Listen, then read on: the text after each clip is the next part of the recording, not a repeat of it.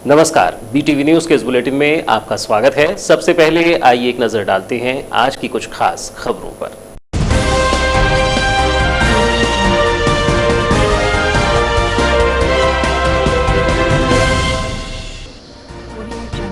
गरीबों के पक्के मकान का सपना अधूरा, 2 वर्ष से किश्त की राशि नहीं मिलने से मकान अधूरा। मकान के लिए राशि नहीं मिलने से हितग्राहियों में नाराजगी। सरकार ग्रामीण क्षेत्रों में कर रही है डिजिटल गृह प्रवेश। नीट की परीक्षा को लेकर बच्चों के भविष्य को देखते हुए बस चलाने का बस चालक व परिचालकों ने लिया निर्णय। परीक्षा संपन्न होने के बाद थमे रहेंगे बसों के पहिए। कलेक्ट्रेट में संपन्न हुई बैठक।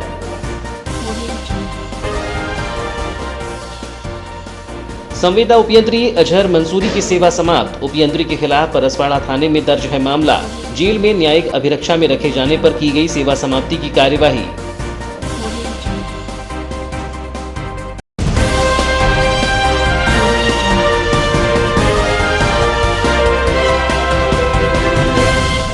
और अब समाचार विस्तार से। नगरीय क्षेत्र में प्रधानमंत्री आवास योजना के हितग्राहियों के खाते में करीब 2 वर्ष से किश्त नहीं डाली जा रही है, जिससे मकान अधूरे पड़े हुए हैं।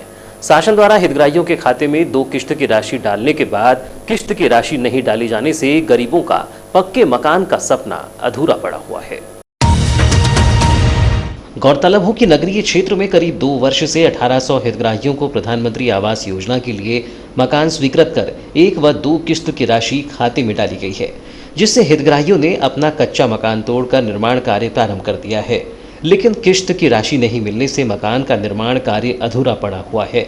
अधिकांश गरीब लोग किराए के मकान में कच्चा झोपड़ा बनाकर एवं अधूरे मकान में ही पॉलीथीन डालकर अपना जीवन यापन कर रहे हैं।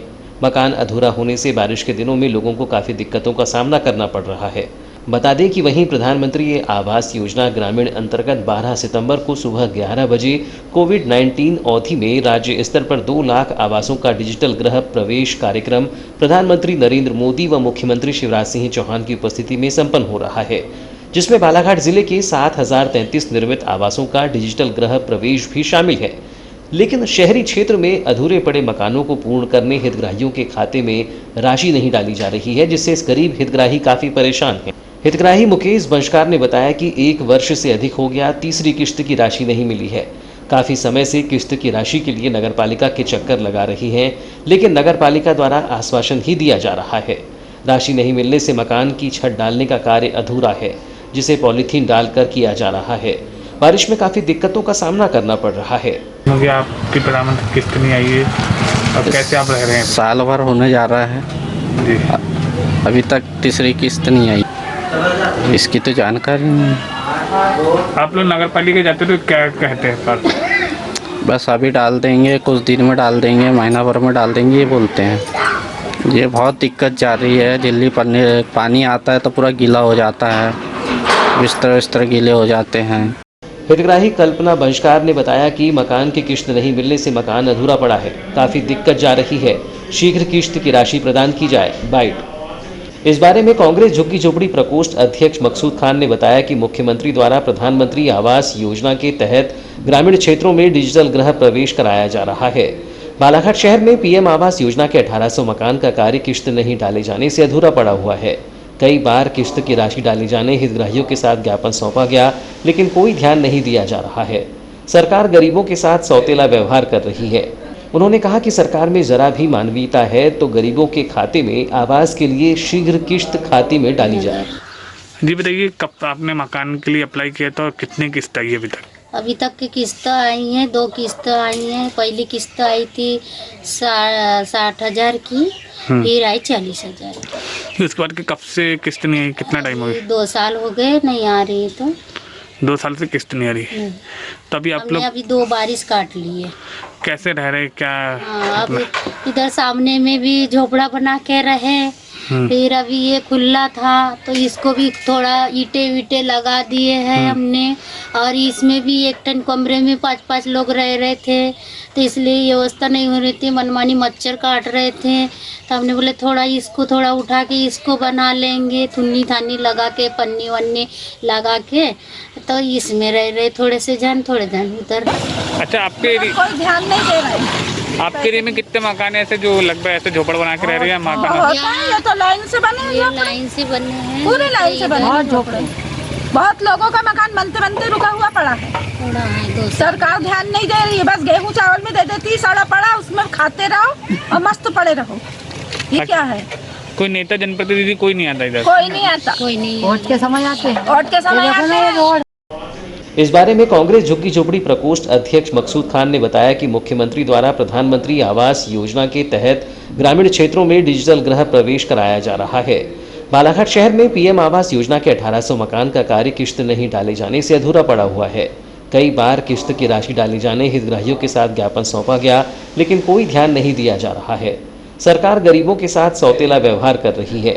उन्होंने कहा कि सरकार में जरा भी मानवीयता है तो गरीबों के खाते में आवास के लिए शीघ्र किश्त खाते में डाली जाए। ये अजीब विडंबना है कि 1800 मकानों का ग्रामीणों में गृह प्रवेश कर रही बीजेपी के मंत्रीगण, लेकिन बालाघाट टाउन में और शहर प्रदेश के यानी इंडिया के और भी प्रदेशों में भी ऑनलाइन प्रवेश कर रहे हैं।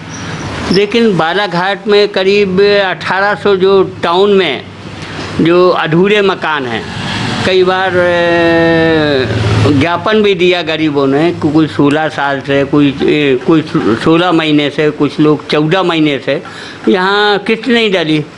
तो ये इतना सौतेला व्यवहार बीजेपी क्यों कर रही है, जबकि स्टेट में भी बीजेपी की सरकार है और सेंट्रल में भी है। अब दिक्कत कहाँ है? कोरोना महामारी में परेशान थे लोग और 2 बरसात गुजार रही। आज ये स्थिति है बालाघाट शहर की गरीबों के साथ कि झोपड़े तहस नहस हो गए, कुछ लोग मकान किराए से रह रहे हैं। तो क्या किया जाए? गरीब तो वैसे ही मर रहा है। तो ये हमारी समझ में नहीं आ रहा कि ये कैसी नीति बीजेपी चला रही है। ग्रामीणों में तो गृह प्रवेश ऑनलाइन कर रही है, लेकिन बालाघाट के लिए भी तो कुछ सोचे। मध्य प्रदेश में दूसरे जिलों में भी ऑनलाइन प्रवेश कर रहे हैं, ये लोग गृह प्रवेश कर रहे हैं, लेकिन बालाघाट टाउन में क्या सोचा है इनने? पूर्व पार्षद रामभाऊ पंजेश्वर ने कहा कि पीएम आवास योजना के तहत शहरी क्षेत्र में 33 वार्डों में 1800 हितग्राहियों को लाभ दिया गया है, लेकिन किसी को 1 किश्त मिली है, किसी को 2 किश्त मिली है। लोगों के मकान अधूरे पड़े हैं। प्रधानमंत्री द्वारा ग्रामीण क्षेत्रों में प्रधान आवास योजना अंतर्गत मकानों का वास्तु किया जा रहा है। इससे साफ साफ समझा जा रहा है कि चुनाव हैं जो ग्वालियर चंबल क्षेत्र में, उस चुनाव को देखते हुए इन ग्रामीण क्षेत्रों में राशि डाल दी गई है। उन्होंने कहा कि बालाघाट शहरी क्षेत्र में भी नगरपालिका चुनाव के समय किश्त की राशि डालकर जनता को प्रलोभन देकर लाभ लेना चाहते हैं।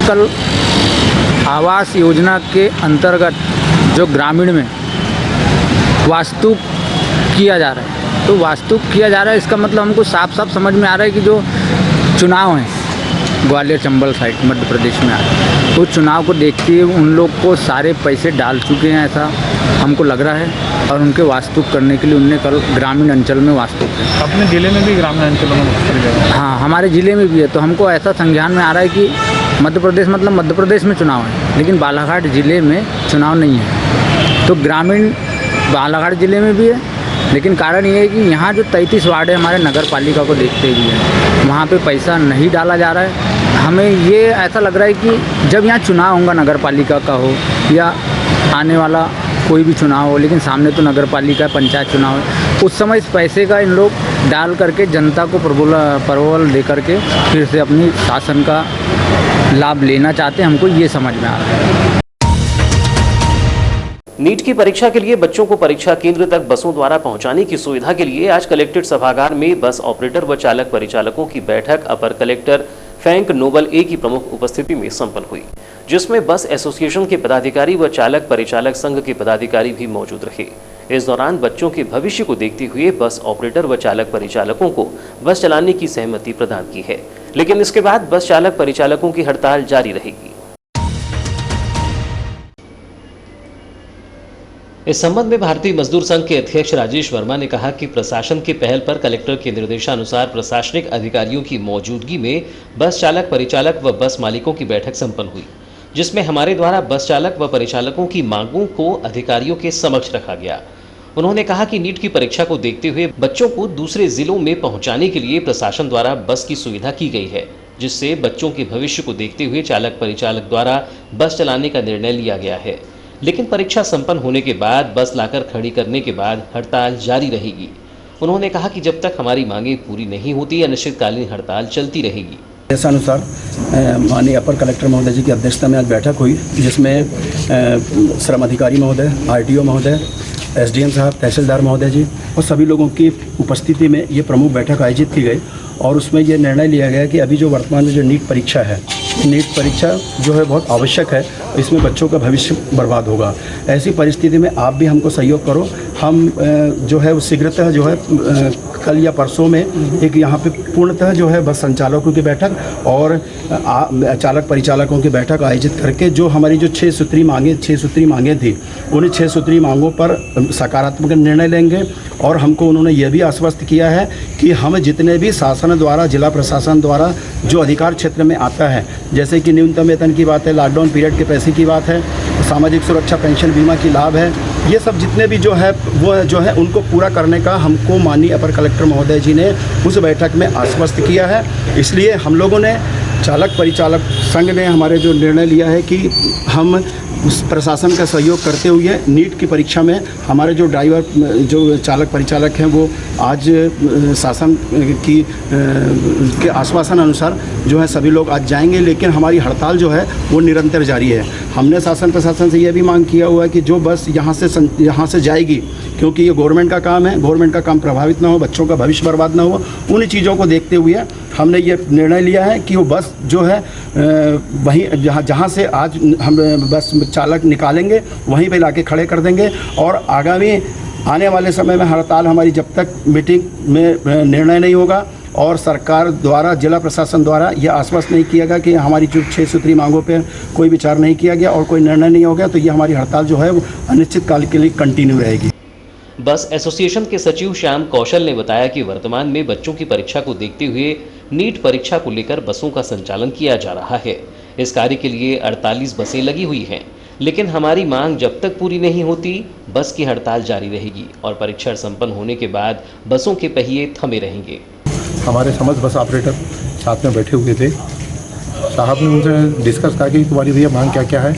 अभी फ़िलहाल बच्चों को देखते हुए, बच्चों के भविष्य, क्योंकि ये एग्ज़ाम एक बार होती है, तो उन्होंने भी अपने तरफ से मतलब हमें वो किया, कंप्रोमाइज़ किया और उसके बाद फिर हमसे भी पूछा, तो हम लोगों ने घोषणा कर दी कि हम ड्राइवर कंडक्टरों के जो हैं वो एक बीमा करा दे रहे हैं। ये फ़िलहाल अभी बस ऑपरेटर की तरफ से हुआ है। उन्होंने अपनी हड़ताल निरंतर अभी जारी रखें, लेकिन आज जो गाड़ी जाने की है इसके लिए वो लोग तैयार हो चुके हैं। जितनी भी 48 गाड़ी लगी थी, जिसमें 42 गाड़ी का संचालन अभी जाने की रात में, वो गाड़ी अपने यथा स्थान पे अभी चल गया। भैया, इसके पहले में 1.5 करोड़ रुपए का आपका बकाया राशि जारी है, शासन से लेना आपको बाकी है। इसके बावजूद आप लोग इतनी बड़ी संख्या में आप बस संचालन कर रहे हैं। अभी क्या भैया, वैसे हमको लेना, हमारा चुनाव का है, पुराना है, लगभग 1,42 लाख रुपए। लेकिन अभी मैं ये बात इसलिए नहीं रिपीट कर रहा हूँ कि अगली मीटिंग एक्चुअली कलेक्टर साहब है ही नहीं, तो उसको हम अगली मीटिंग में ये बात हम और भी हम चाहेंगे। हमारा कंडक्टर ड्राइवर के साथ में भाई बहन का रिश्ता है, परिवार वाले, अगर वो गाड़ी नहीं चलाएंगे तो हमारी गाड़ी नहीं चल सकती। हम उनके हित के वाली बात करेंगे। एक ये वाली बात है कि सरकार उनको क्या दे रही है, ये वाली बात भी सामने है। ये सब 2-3 दिन बाद में मतलब एक निर्णय लेंगे कि मीटिंग किस दिन रखना है। उनका परिवार रहेगा, हमारे पूरे समझ बस ऑपरेटर रहेंगे और अधिकारी लोग। अपर कलेक्टर फ्रैंक नोबल ए ने कहा कि नीट की परीक्षा के लिए जिले से 1400 बच्चों को बाहर भेजने के लिए बसों की सुविधा की गई है, जिसको लेकर बस ऑपरेटर व बस चालक परिचालक की बैठक आहूत की गई थी। शासन की ओर से बच्चों को परीक्षा केंद्र में पहुंचाने व वापस लाने के लिए निःशुल्क परिवहन सुविधा की गई है। बैठक में बस ऑपरेटर सहित चालक परिचालकों ने अपनी मांग रखी, जिसका आगामी बैठक कर मांगों को पूरा करने का प्रयास किया जाएगा। परीक्षा के लिए हमें बच्चों को अपने एग्ज़ाम सेंटर्स पर है, तो उसके लिए हमें बसेस की ऑर्गेनाइज करना था। तो लगभग हमारे यहाँ ज़िले से 1400 बच्चे जा रहे हैं, डिफरेंट डिस्ट्रिक्ट जा रहे थे। तो इन डिस्ट्रिक्ट्स में जिन बच्चों को हमें भेजना है उसके लिए हमें बसेस का अरेंजमेंट करना था। उसके लिए बसेस के परिचालकों एज वेल एज ओनर से भी बात किया था। तो परिचालकों द्वारा बताया गया था कि वर्तमान में हड़ताल में है एंड हमें इस बार हम चला नहीं पाएंगे, लेकिन उनके थोड़े मांगे भी जो उन्होंने रखा है, जिस पर हमने ये आश्वासन किया है कि अगले हफ्ते हम इस पर एक मीटिंग करेंगे चालक चालक as well as with the operators के साथ मीटिंग करेंगे और जितना जो जिले लेवल की जो भी पॉइंट्स जो हम पूरा कर सकते हैं उसको नेक्स्ट वीक में पूरा करेंगे प्रयास शुरू करेंगे। यानी अभी चालक परिचालक तैयार हैं? अभी चालक परिचालक अभी कल के परसों के एग्ज़ाम के लिए, नीट एग्ज़ाम के लिए यहाँ से गाड़ी लेके जाने के लिए तैयार है। सर, जो परीक्षार्थी परीक्षा देने जा रहा है उसको क्या शासन द्वारा ही पूरी व्यवस्था दी जा रही है कि उसको खुद के स्वयं पे जाना है? नहीं, अभी जो भी बच्चे नीट एग्ज़ाम जैसे जेईई एग्ज़ाम का हुआ था, सिमिलरली नीट एग्ज़ाम के लिए भी उनकी एग्ज़ाम सेंटर तक पहुँचाने का और एग्ज़ाम सेंटर से पहुँचाने के बाद एग्ज़ाम लिखने के बाद वापस आने का, दोनों चीज़ें का जो ट्रांसपोर्टेशन है वो शासन स्तर से हो रहा है।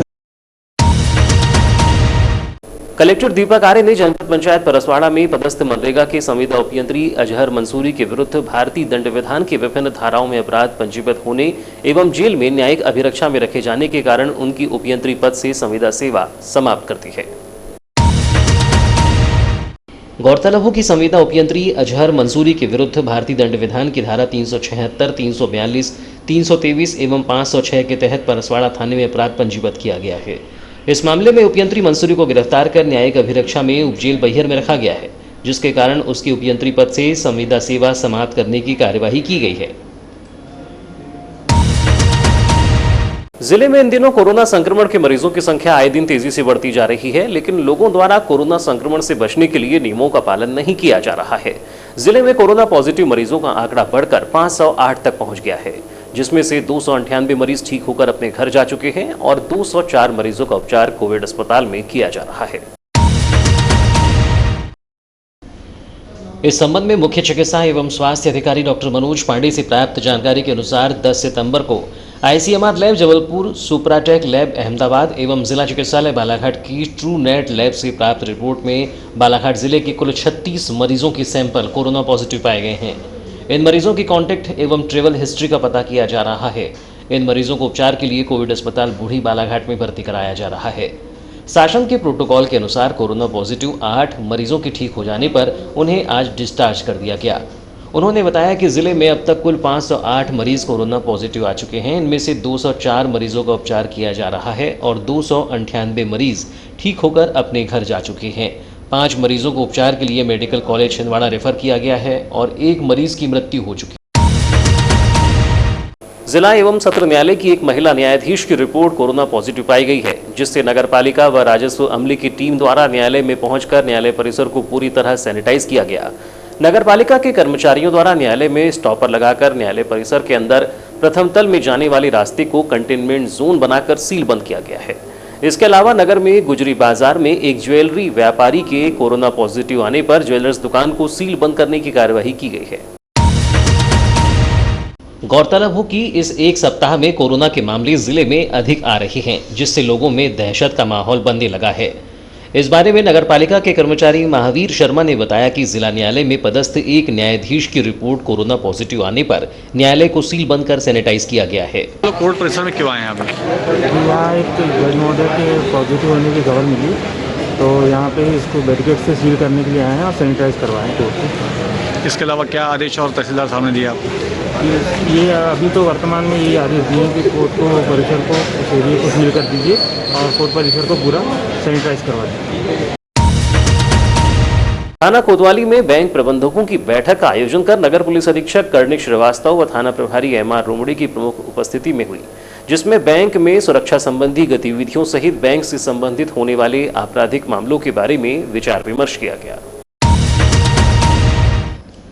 इस संबंध में कोतवाली थाना प्रभारी रोमड़े ने बताया कि बैंक प्रबंधकों की बैठक बुलाई गई, जिसमें बैंक में सुरक्षा व्यवस्था को लेकर चर्चा की गई।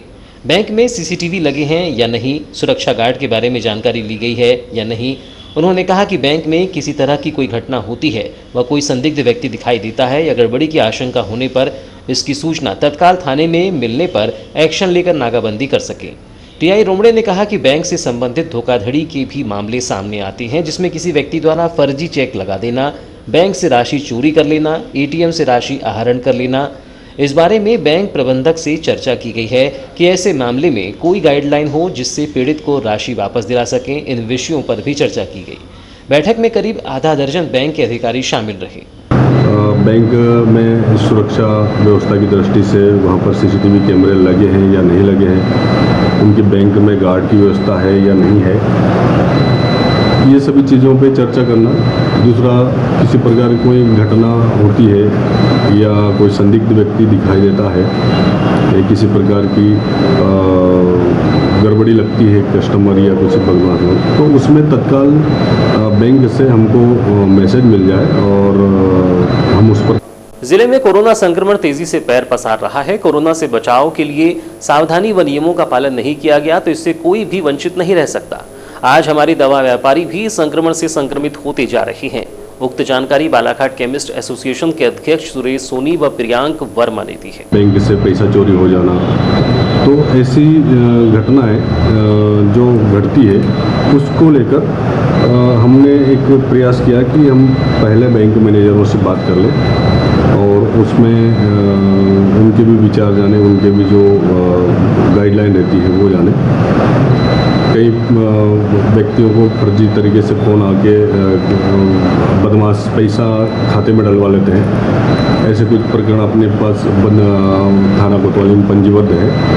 तो उन फरियादियों को पैसा हम कैसे दिला सकते हैं, क्योंकि वो जब खाता की जानकारी निकाली जाती है तो कहीं पश्चिम बंगाल का निकलता है, कहीं बिहार का निकलता है, ऐसे आउट ऑफ स्टेट के खाता धारक निकलते हैं। तो वो व्यक्ति से, उसके खाते से हम पैसा फरियादी को, पीड़ित को कैसे दिला सकते हैं, इस संबंध में भी हमने चर्चा की। पालक शिक्षक संघ द्वारा अंग्रेजी माध्यम के शासकीय स्कूल में कक्षा 11वीं की कॉमर्स संकाय व कृषि संकाय खोले जाने की मांग की जा रही है, लेकिन शासन प्रशासन द्वारा पालकों की समस्या की ओर कोई ध्यान नहीं दिया जा रहा है। कलेक्टर द्वारा संघ के पदाधिकारियों से कक्षा प्रारंभ करने के लिए 25 से 30 बच्चों की सूची तैयार करने कहा गया था, जिससे 25 बच्चों के नामों की सूची दी गई है, जिससे कक्षा प्रारंभ करने लोक शिक्षण संचालनालय को प्रस्ताव भेजा गया है। गौरतलब हो कि शासकीय वीरांगना रानी दुर्गावती स्कूल में अंग्रेजी माध्यम में कक्षा 11वीं की विज्ञान व गणित विषय की कक्षा प्रारंभ की गई है। 10वीं अंग्रेजी माध्यम से उत्तीर्ण कुछ छात्रों द्वारा अपनी रुचि के अनुसार कॉमर्स व कृषि संकाय में प्रवेश लेना चाहा गया, लेकिन इन विषयों की कक्षा प्रारंभ नहीं होने से उन्हें प्रवेश नहीं मिल पा रहा है, जिससे छात्र व उनके अभिभावक परेशान हैं और कई बार अपनी मांग को लेकर मुख्यमंत्री, शिक्षा मंत्री के नाम कलेक्टर को ज्ञापन सौंप चुके हैं। इस बारे में जिला शिक्षा अधिकारी आर के लिटारे ने कहा था कि शासन के निर्देशानुसार 30 छात्र संख्या होने पर ही किसी भी विषय की कक्षा प्रारंभ की जा सकेगी। बच्चों की संख्या कम होने के कारण इन विषयों की कक्षाएं प्रारंभ नहीं की गई हैं। इस बारे में कलेक्टर दीपक आर्य ने कहा कि किसी भी स्कूल में कक्षा प्रारंभ करने के लिए 30 विद्यार्थियों की संख्या होना अनिवार्य है। एक विषय में 30 बच्चे नहीं हो पा रहे हैं। कॉमर्स विषय में 25 बच्चों की सूची प्राप्त हुई है। कक्षा प्रारंभ किए जाने की स्वीकृति के लिए लोक शिक्षण संचालनालय आयुक्त को भेजा हुआ है। अनुमति मिलने पर कक्षाएं प्रारंभ की जाएंगी। किसी भी कक्षा में किसी विद्यालय में कक्षा को प्रारंभ करने के लिए 30 व्यक्तियों की क्षमता होना आवश्यक है, क्योंकि उसमें हर विषय के शिक्षक की आवश्यकता होती है। चूँकि 30 विद्यार्थी नहीं हो पा रहे हैं, 25 विद्यार्थियों की सूची प्राप्त हुई, जिसको हमने अप्रूवल के लिए लोक शिक्षण आयुक्त को भेजा हुआ है। यदि वहाँ से अनुमति जारी होती है तब किया जाएगा और बाद में फिर एडमिशन करके 30 बच्चे पूर्ण किए जाएंगे। स्थानीय नूतन कला निकेतन में पीपुल्स फाउंडेशन के द्वारा 13 व 14 सितंबर को 2 दिवसीय केक बनाना सिखाने की कार्यशाला का आयोजन किया गया, जिसमें घरेलू सामग्री से केक बनाना सिखाया जाएगा। इस संबंध में पीपुल्स फाउंडेशन पदाधिकारी रचना लिल्हारे ने बताया कि कार्यशाला में बिना अंडे का केक जो घरेलू सामान से ही तैयार किया जा सकता है, 8 तरीके का केक बनाना सिखाया जाएगा, जिसमें chocolate cake, vanilla, rasmalai cake, paan cake, photo cake, gel cake, doll cake सहित अन्य तरह के केक बनाना सिखाया जाएगा। सिखाने के बाद भी किसी भी स्टूडेंट को कोई भी समस्या होती है तो वह हमसे संपर्क कर सकता है। उन्होंने बताया कि कार्यशाला में शामिल होने के लिए 12 सितंबर की शाम 6 बजे तक इच्छुक व्यक्ति पंजीयन करा सकते हैं। कार्यशाला का समय दोपहर 1 से 5 बजे तक रहेगा। उन्होंने बताया कि कोरोना का समय चल रहा है और किसी के घर में जन्मदिन हो, सालगिरह हो तो वह बाहर से केक खरीदता है, लेकिन लोग बाहर से केक न खरीदकर घर में ही घरेलू सामग्री से केक बना सकते हैं। उन्होंने बताया कि कोरोना गाइडलाइन का पालन करते हुए कार्यशाला में स्टूडेंट को केक बनाना सिखाया जाएगा। इस निकेतन में अभी हम लोगों ने प्लान किया है 2 दिवसीय हमने केक बनाना सिखाएंगे उसमें। जो कि 2 दिन की क्लास है। इसमें हमने रजिस्ट्रेशन चार्ज 600 रुपीज़ रखा है, वही 2 दिन की। इसमें हम 8 तरह के केक बनाना सिखाएंगे जो कि व्हिप क्रीम से रहेगा और बिना अंडे का रहेगा, और हम घरेलू चीज़ों से बना सकते हैं। इस तरह की हम लोग रेसिपी उसमें बताएंगे। और जो 8 तरह के केक है उसमें चॉकलेट केक है, वनीला केक है, रसमलाई केक है और पान केक है, फ़ोटो केक है, जेल केक है, डॉल केक है। इस तरह के हम 8 तरह के केक बनाना सिखाएंगे। और इसी के अलावा सिखाने के बाद भी इन फ्यूचर कोई भी प्रॉब्लम होती है किसी भी स्टूडेंट्स को, तो हम उनको कभी भी वो हमसे संपर्क कर सकते हैं, हम उनको डाउट पूरे क्लियर करेंगे। कितने बजे से कितने बजे तक ये क्लासेस चलेंगी और बताइए। 1 बजे से इसका 5 बजे तक का हमने इसका टाइमिंग रखा है। और मेनली हमने ये क्लास अभी हमने इसलिए रखा है कि रीज़न ये है कि अभी जैसे हम लोग अभी कोरोना का टाइम चल रहा है, तो हम लोग के यहाँ ओकेजनली कुछ ना कुछ बर्थडे रहता है, किसी की एनिवर्सरी रहती है, कुछ ना कुछ हम लोगों के हाँ कुछ हम लोग सेलिब्रेट करना चाहते हैं, तो जिसकी वजह से हमको केक बाहर से परचेज़ करना पड़ता है। तो हम ऐसा कुछ हमने प्लान किया है कि जो घरेलू चीज़ों से रहेगी, इसमें ज़्यादा कुछ आपको खर्चा भी नहीं रहेगा और हम घर पे ही घर की चीज़ों से केक बनाना सिखाएंगे। कटंगी क्षेत्र के ग्राम बनेरा के ग्रामीणों ने प्रधानमंत्री की गरीब कल्याण योजना अंतर्गत राशन वितरण नहीं किए जाने और कार्ड में भर दिए जाने की शिकायत कलेक्टर व खाद्य निरीक्षक को दी। ग्रामीणों ने तत्काल राशन दिलाने की मांग की है। इस संबंध में ग्रामीणों ने बताया कि बीपीएल व अंत्योदय कार्ड धारी हितग्राहियों को निःशुल्क मिलने वाला राशन नहीं प्रदान किया गया है और सेल्समैन द्वारा हितग्राहियों के राशन कार्ड में अगस्त सितंबर माह का राशन भर दिया गया है। उन्होंने बताया कि माह अप्रैल से राशन आज तक 5 माह हो गए, महज 2 बार ही दिया गया है। उन्होंने इस मामले की जांच कर पूरे माह का राशन दिलाने की मांग की है। इस दौरान रूपलाल, ओम प्रकाश पंचभावे, सूरजलाल उइके, किशोर कोवाचे, गोयल सिंह मस्कुले, इब्ल कुमार कोवाचे, इंदल कुमार कोवाचे, मितेंद्र उइके, चेतन उइके सहित अन्य शामिल हैं। इस बारे में पवन कुमार पटले ने बताया कि शासन से मिलने वाला निःशुल्क अनाज राशन दुकान से प्रदान नहीं किया गया है और कार्ड में राशन भर दिया गया है। 5 माह में 2 ही बार निःशुल्क राशन मिला है। उन्होंने कहा कि इस मामले की जांच की जाए और हितग्राहियों को अनाज दिलाया जाए। सर, हमारे यहाँ पे मतलब माह अप्रैल से लेके जुलाई तक के जो राशन वितरण किया जा रहा था, जिसमें मतलब अप्रैल मई में, तो अप्रैल में तो राशन फ्री वाला नहीं दिया जा रहा था, तो जिसका अप्रैल मई में इकट्ठे मई नहीं 5 माह हो चुके, 5 माह जून में इकट्ठे 3 महीने का देने का था, जिसमें से वह खाली प्राय महीने का राशन दिया गया, फ्री वाला नहीं दिया गया। तो उसके इसमें हम लोग यहाँ पे मतलब जो अप्रैल से लेके जुलाई तक के जो मट्टी तेल का जो रेट है, कुछ रेट चेंजेस होते रहते हैं। 28 रुपये कुछ ऐसे 16 रुपये आया था, रजनी मैडम ने बताए थे कि निहारी का मैडम ने फूड इंस्पेक्टर ने 16 रुपये भी आया था कह के, तो अभी 28 रुपये पटल पे लिखा गया है। तो वो 40 ही रुपये के हिसाब से अप्रैल से लेके जुलाई तक के वही मट्टी तेल का रेट वसूल है। हम चाहते हैं कि मतलब जो उनके संदीप श्रीवास है, उनके अंतर्गत लोमारा, सिंगोड़ी और बनेरा में जो राशन कोटा की दुकान आती है, उनकी जांच की जाए। जिले में कोरोना संक्रमण तेजी से पैर पसार रहा है। कोरोना से बचाव के लिए सावधानी व नियमों का पालन नहीं किया गया तो इससे कोई भी वंचित नहीं रह सकता। आज हमारी दवा व्यापारी भी संक्रमण से संक्रमित होते जा रहे हैं। उक्त जानकारी बालाघाट केमिस्ट एसोसिएशन के अध्यक्ष सुरेश सोनी व प्रियांक वर्मा ने दी है। इस संबंध में उन्होंने बताया कि कोरोना महामारी से पहले रामपायली के दवा विक्रेता व फिर लालबर्रा व आज बालाघाट शहर में भी हमारे व्यापारी और उनके परिवार वाले संक्रमित हो चुके हैं। हम सभी दवा व्यवसायियों से अपील करते हैं कि वह स्वयं को इस संक्रमण से बचाते हुए संयमित रूप से कार्य करें और अपने अपने कर्मचारियों का निश्चित तौर पर ध्यान रखते हुए सोशल डिस्टेंसिंग का पालन करते हुए ग्राहकों को दवाई दें।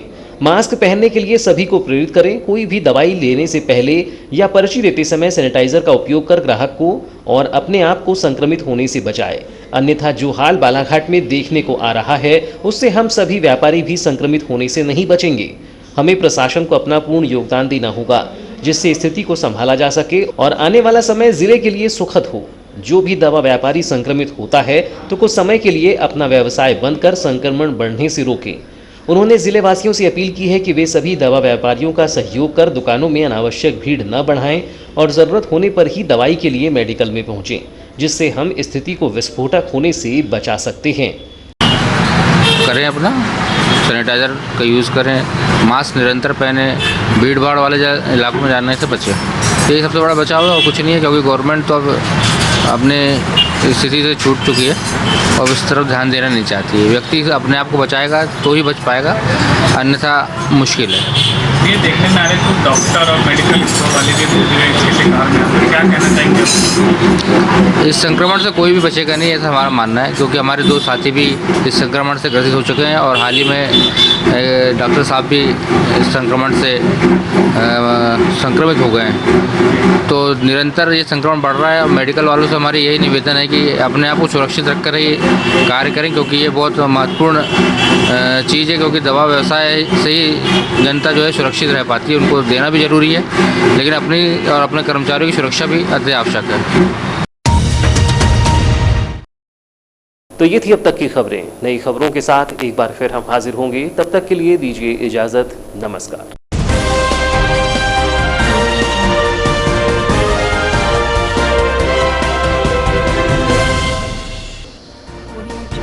गरीबों के पक्के मकान का सपना अधूरा, 2 वर्ष से किश्त की राशि नहीं मिलने से मकान अधूरा। मकान के लिए राशि नहीं मिलने से हितग्राहियों में नाराजगी।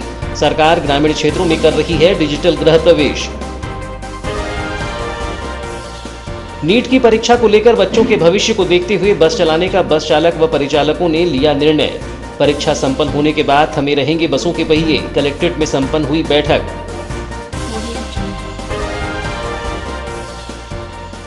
संविदा उपयंत्री अजहर मंसूरी की सेवा समाप्त। उपयंत्री के खिलाफ परसवाड़ा थाने में दर्ज है मामला। जेल में न्यायिक अभिरक्षा में रखे जाने पर की गई सेवा समाप्ति की कार्यवाही।